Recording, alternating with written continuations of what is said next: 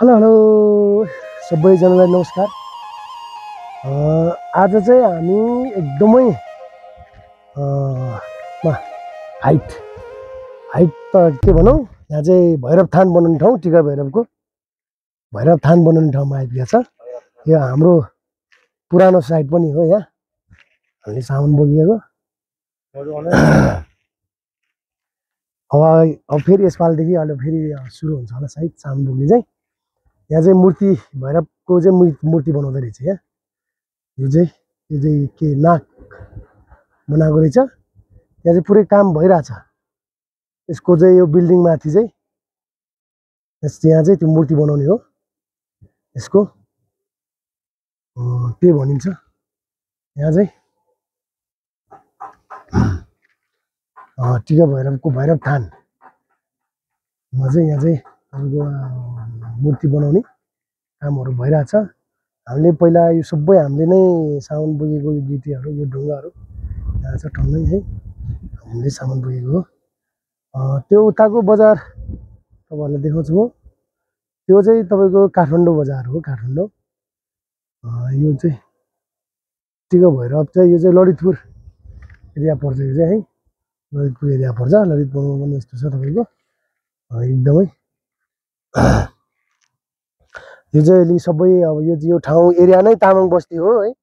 तामाङ बस्तीहरू छन् यहाँ चाहिँ। त्यो डाँडा काँडा पहाडहरू अब ल हेर्नुहोस् तपाईँहरूले, ल हेर्न सक्नुहुन्छ। ऊ त्यहाँनिर चाहिँ तपाईँको तामाङहरूको मान्छे पोलेर चाहिँ च्यान बनाएको रहेछ है। त्यहाँ चाहिँ त्यो चाहिँ च्यान हो। यो चाहिँ च्यान हो, तपाईँहरूले देख्न सक्नुहुन्छ। पहिला चाहिँ हामी खाना खाने सुत्ने ठहर चाहिँ हाम्रो चाहिँ यही हो है। त्यतिखेर हामीले यहाँ काम गर्दाखेरि चाहिँ त्योभन्दा 1 वर्ष अगाडि ठ्याक्कै तपाईँको 1 वर्षभन्दा बढी भइसक्यो। अब चाहिँ सुरु हुन्छ होला। आज हामी बाइक लिएर आएको क्या।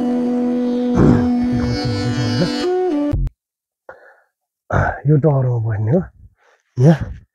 अनि यो खाली जग्गा यहाँ मुनि चाहिँ हामीले गाडी राखिन्थ्यो।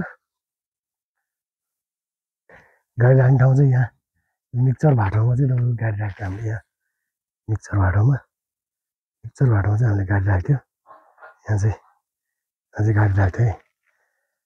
सो गाइज, तपाईँहरूलाई कस्तो लाग्यो यो भिडियो है भन्नु होला।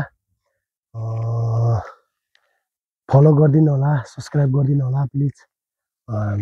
यहाँ चाहिँ हाम्रो अब फेरि साइट चाहिँ चालु हुन्छ होला। हामी फेरि पनि तपाईँहरूलाई चालु भयो भने तपाईँहरूलाई हामी देखाउँछौँ। यहाँ चाहिँ यो मुनि चाहिँ तपाईँको यहाँ यो मुनिको जति एरिया छ नि, जति एरिया छ यो मुनिको एरिया चाहिँ तपाईँको हाउजिङ घरहरू बनाउने हो।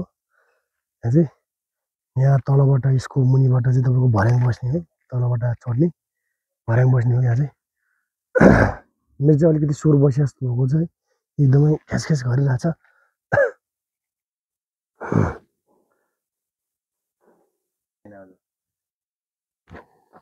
ल यो तपाईँलाई देखाउन गइरहेको छु। यो चाहिँ फर्बिङ बजार। यसपट्टि नेपालको झन्डा मलाई हो। यसपट्टि इका भङ्गो हो जग्ला।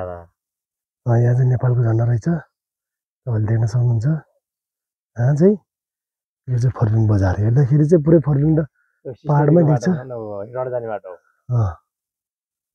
हेटबाट दक्षिणकाली जाने बाटो।